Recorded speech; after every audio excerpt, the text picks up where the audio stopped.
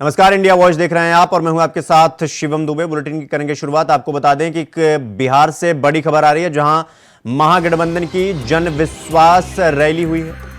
तो बिहार से बड़ी खबर हम आपको बता रहे हैं, जहां महागठबंधन की जन विश्वास रैली हुई है। पटना के गांधी मैदान में ये कार्यक्रम हुआ है, रैली का आयोजन हुआ, जिसमें इस रैली में राहुल, अखिलेश सहित कई बड़े और दिग्गज नेता मौजूद रहे। और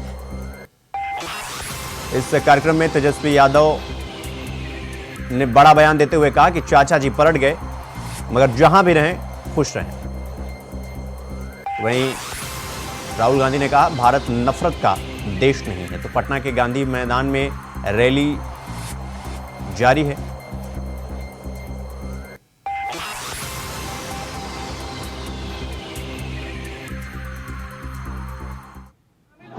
नारा तो ये होना चाहिए, यूपी और बिहार मिलकर के 80 और 40, 120 हराओ, भाजपा हटाओ, 120 हराओ, भाजपा हटाओ। किसान दुखी है, नौजवान के हाथ में नौकरी नहीं, और 10 साल के उनके कार्यकाल में क्या उपलब्धि है जनता के लिए, ये बड़े सवाल हैं। हमें उम्मीद है यूपी के साथ साथ बिहार भी बदलाव की तरफ चलेगा। तो वहीं मुख्यमंत्री योगी आदित्यनाथ ने राजकीय जुबली इंटर कॉलेज के मैदान में विद्यार्थियों को स्मार्टफोन और टैबलेट वितरण समारोह को संबोधित किया। कार्यक्रम में 1500 विद्यार्थियों को टैबलेट और 3000 विद्यार्थियों को स्मार्टफोन वितरित किए गए। आपको बता दें कि मुख्यमंत्री ने 15 विद्यार्थियों को टैबलेट और 10 विद्यार्थियों को स्मार्टफोन अपने हाथों से प्रदान किया।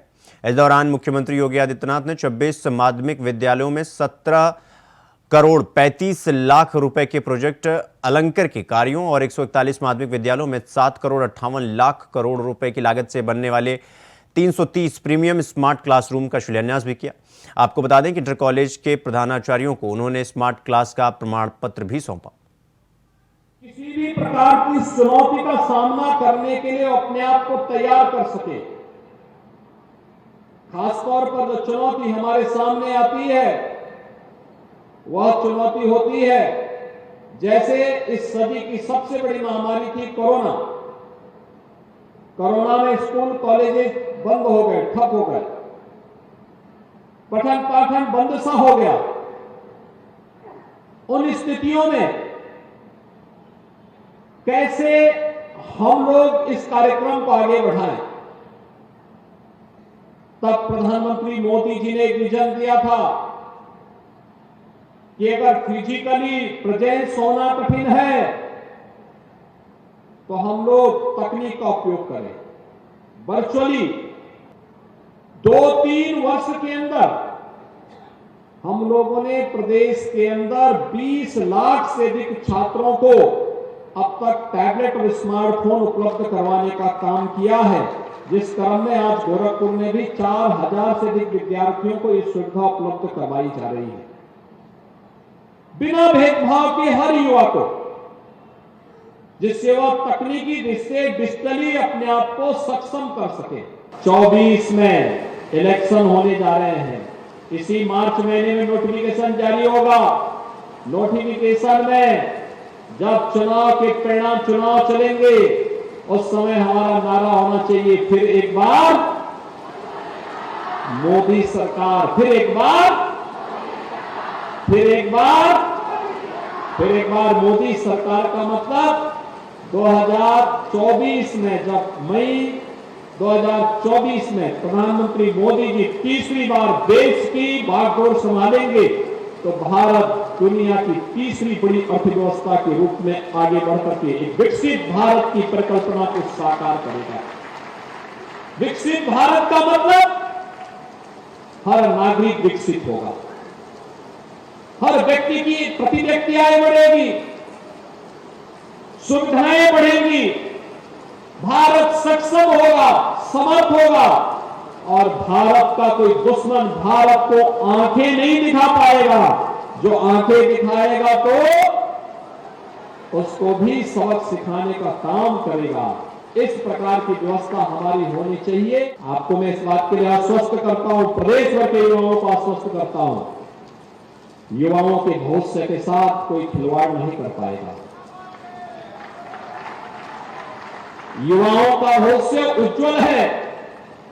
हमारा युवा प्रतिभाशाली है, सक्षम है, उसको डिजिटली सक्षम बनाने के लिए सभी कार्यक्रम आगे बढ़ाए जा रहे हैं।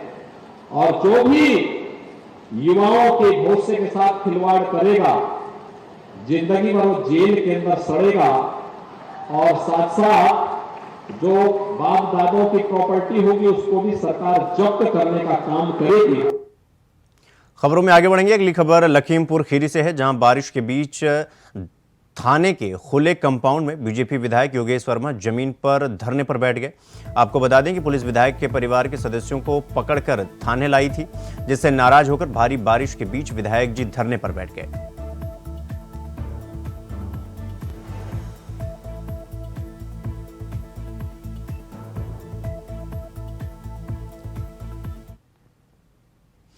खबर जालौन से है, जहां पुलिस का मानवीय चेहरा सामने आया है। आपको बता दें कि पुलिस ने एनकाउंटर में मारे गए बदमाश की बेटी की सारी रीति रिवाजों के साथ शादी कराई। वहीं अधिकारियों ने झांसी जनपद से आई बारातियों के स्वागत से लेकर गृहस्थी के सारे सामान की उच्च व्यवस्था की। तो वहीं पुलिस ने उरुई के जानकी पैलेस मैरिज हॉल में शादी कराई।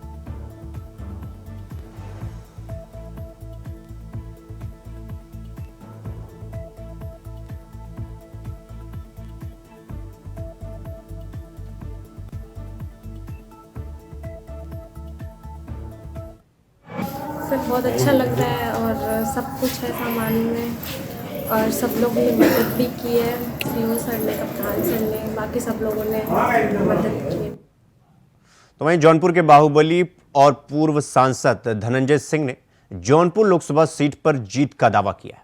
जहां बीजेपी ने जौनपुर से कृपा शंकर सिंह को टिकट दिया है, जिसके चलते धनंजय सिंह ने सोशल मीडिया प्लेटफॉर्म एक्स पर ट्वीट किया। उन्होंने कहा कि जीतेगा जौनपुर, जीतेंगे हम का स्लोगन लिखते हुए उन्होंने ये बात कही। इसके बाद जिले की राजनीति गर्मा गई है।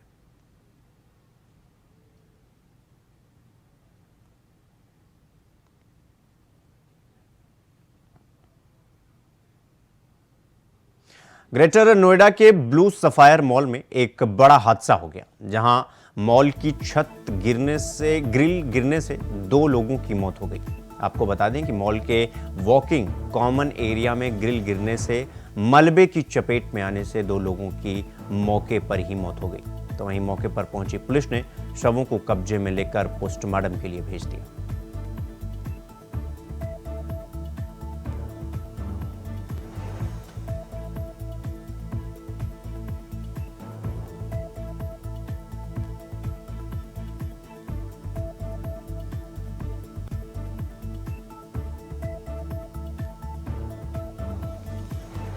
अगली खबर दिल्ली से है, जहां भोजपुरी अभिनेता पवन सिंह ने सोशल मीडिया प्लेटफॉर्म एक्स पर ट्वीट करते हुए कहा कि बीजेपी के शीर्ष नेतृत्व को दिल से आभार प्रकट करता हूं, और कहा कि पार्टी ने मुझ पर विश्वास करके आसनसोल का उम्मीदवार घोषित किया। साथ ही उन्होंने कहा कि किसी कारणवश मैं आसनसोल से चुनाव नहीं लड़ पाऊंगा।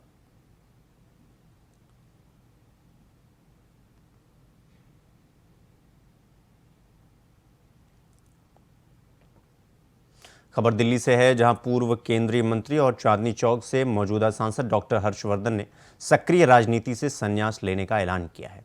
उन्होंने अपने इस फैसले की जानकारी सोशल मीडिया प्लेटफॉर्म एक्स के जरिए दी है।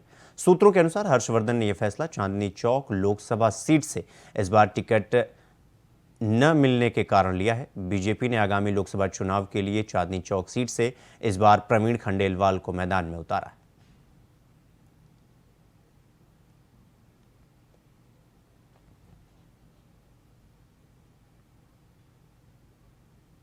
तो वहीं बीजेपी ने शनिवार को अपने उम्मीदवारों की पहली लिस्ट जारी कर दी। बीजेपी ने दिल्ली की 7 सीटों में से 5 सीटों का नाम की घोषणा भी कर दी। आपको बता दें कि पश्चिमी दिल्ली से लोकसभा सीट के लिए कमलजीत सहरावत को बीजेपी का टिकट मिला है, जिसके बाद द्वारका कार्यालय में कार्यकर्ताओं ने जमकर जश्न भी मनाया और घर पर पहुंचकर तिलक लगाकर स्वागत किया। तो वहीं कमलजीत ने नाम की घोषणा होने के बाद प्रधानमंत्री, गृह मंत्री और बीजेपी कार्यकर्ताओं को धन्यवाद दिया और कहा कि दिल्ली में 7 सीटों पर फिर एक बार जीत दर्ज करेंगे। दिल्ली की जनता प्रधानमंत्री मोदी के साथ है, कमल के साथ।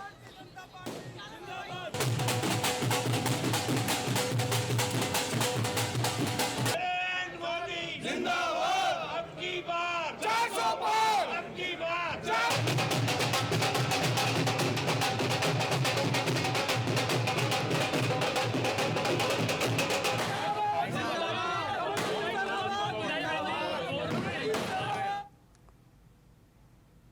चंदौली के टिणकी रेलिंग विहीन पुलिया पर एक हादसा हो गया, जहां पुलिया पर कार पलट गई, जिसमें कार चालक की मौके पर ही मौत हो गई। आपको बता दें कि पुलिस ने जेसीबी से कार को बाहर निकाला, तो वहीं कई बार पुलिया से गिरकर दर्जनों लोग घायल हो चुके हैं पहले भी, जिसको लेकर ग्रामीणों ने पुलिस को सूचना दी, लेकिन पुलिस ने इस पर ध्यान नहीं दिया, जिस वजह से ग्रामीणों में भारी आक्रोश देखने को मिल रहा है। हालांकि पुलिस ने शव को कब्जे में लेकर पोस्टमार्टम के लिए भेज दिया।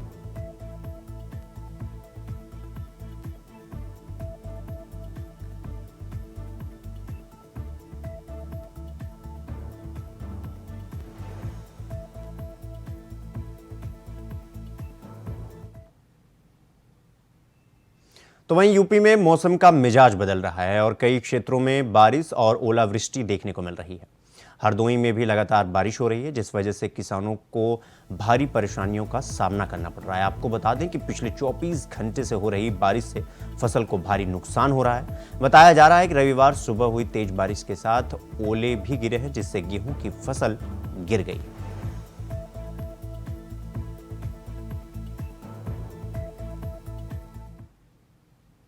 रुक करेंगे अगली खबर की ओर। अगली खबर गाजियाबाद से है, जहां पत्नी की घरेलू विवाद में गला घोंटकर हत्या कर दी गई। बताया जा रहा है कि घर में 3 दिन तक पत्नी का शव रखकर आरोपी पति काम पर भी गया। 3 दिन बाद पड़ोसियों को बदबू आने पर पुलिस को सूचना दी गई। सूचना मिलते ही मौके पर पहुंची पुलिस को कमरे में शव मिला, तो वहीं शव को कब्जे में लेकर पोस्टमार्टम के लिए भेज दिया। मामला मसूरी थाना क्षेत्र की अंबेडकर नगर कॉलोनी का बताया जा रहा है और लखनऊ से है, जहां चोरों के हौसले दिन ब दिन बुलंद ही होते जा रहे हैं। आपको बता दें कि चोर चोरी करके फरार हो जाते हैं। चोरों ने मोहनलालगंज खुजौली चौकी के अंदर इलेक्ट्रॉनिक की दुकान में चोरी की। इलेक्ट्रॉनिक की दुकान से लाखों का सामान और नकदी चोर लेकर फरार हो गए। तो वहीं पुलिस चोरों पर लगाम लगाने में नाकाम हो रही है। मामला मोहनलालगंज कोतवाली क्षेत्र का बताया जा रहा है।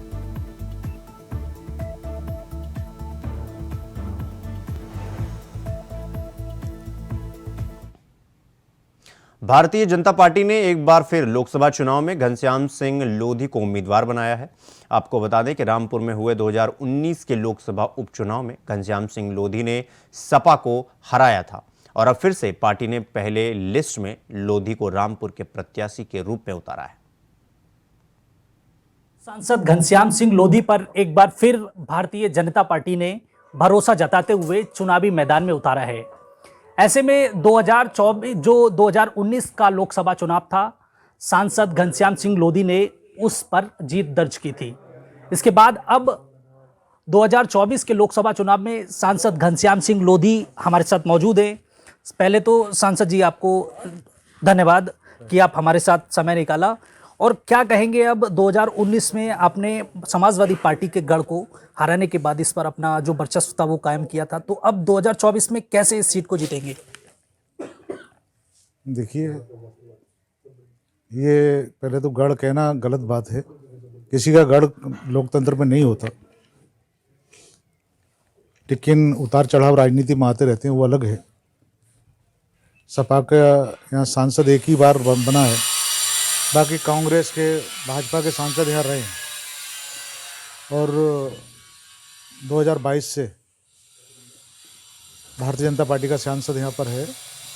और जनता के बीच में जाकर जो हमने काम किए हैं, जो हमारी पार्टी ने काम किए हैं, सबके सामने हैं।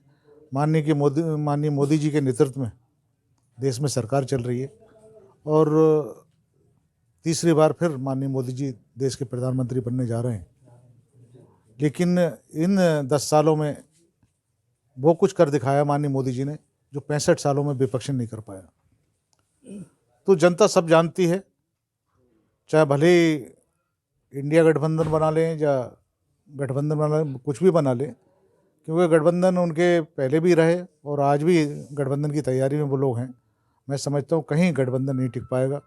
और यूपी में तो आपने देखा होगा, जो 2 लड़कों की जोड़ी आज बनी है, ये तो पहले भी बनी थी। तो पहले कुछ नहीं कर पाए, करिश्मा नहीं कर पाए, जनता ने उस समय नकार दिया था। अब तो सब लोगों ने देख लिया है कि जो चाहे अखिलेश जी हों, चाहे राहुल जी हों, उन्हें पैर रखने को ज़मीन यूपी में नहीं मिलेगी।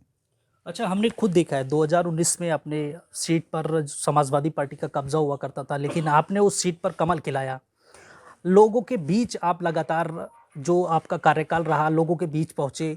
तो अब ऐसे में क्या लगता है, मुस्लिम समाज के जो लोग हैं वो कितनी उम्मीद आपको उनसे लग रही है कि वो आपको इस बार वोट करेंगे और इस बार फिर आपको जीत हासिल कराएंगे? देखिए, हमारा रामपुर छोटा सा रामपुर है और हमेशा ये भाईचारे का शहर रहा है, क्योंकि गंगा जमुना तहजीब एक को साथ लेकर सब लोग चलते हैं। दुनिया में कहीं भी कुछ हुआ, लेकिन रामपुर में कभी दंगा फसाद नहीं हुआ। और चाहे हिंदू हो, या मुसलमान हो, या सिख हो, ईसाई, सब बड़ा प्यार से यहाँ रहते हैं। और उसी को लेकर हम जनता के बीच में गए 2022 में भी, और 2022 में भी सब लोगों का प्यार, सब लोगों का आशीर्वाद हमें मिला। और फिर अब पार्टी ने दोबारा से मुझ पे विश्वास जताया है, और मैं उनके विश्वास को खरा उतरने के लिए जनता के बीच में जा रहा हूँ। और मुझे भी पूरी उम्मीद है कि जो मैंने 1.5 साल में काम किए हैं जनता के बीच में रहकर माननीय मोदी जी के नेतृत्व में, तो जनता का पूरा आशीर्वाद मुझे मिलेगा। तो आप सुन रहे थे सांसद घनश्याम सिंह लोधी जी को, जिनका कहना है कि समाजवादी पार्टी का अभी तक दूर दूर तक कोई प्रत्याशी दिखाई नहीं दे रहा है। बहरहाल 2019 के हुए जो लोकसभा का उपचुनाव था, इसमें सांसद घनश्याम सिंह लोधी ने समाजवादी पार्टी को करारी हार देने के बाद कमल खिलाया था। तो क्या 2024 में सांसद घनश्याम सिंह लोधी इस सीट पर फिर वर्चस्व कायम करेंगे या फिर क्या रहने वाला है? इंडिया वॉइस के लिए सुरेश दिवाकर। बुलेटिन में फिलहाल अभी के लिए बस इतना ही। देश दुनिया की तमाम खबरों को देखने के लिए देखते रहिए इंडिया वॉइस। नमस्कार।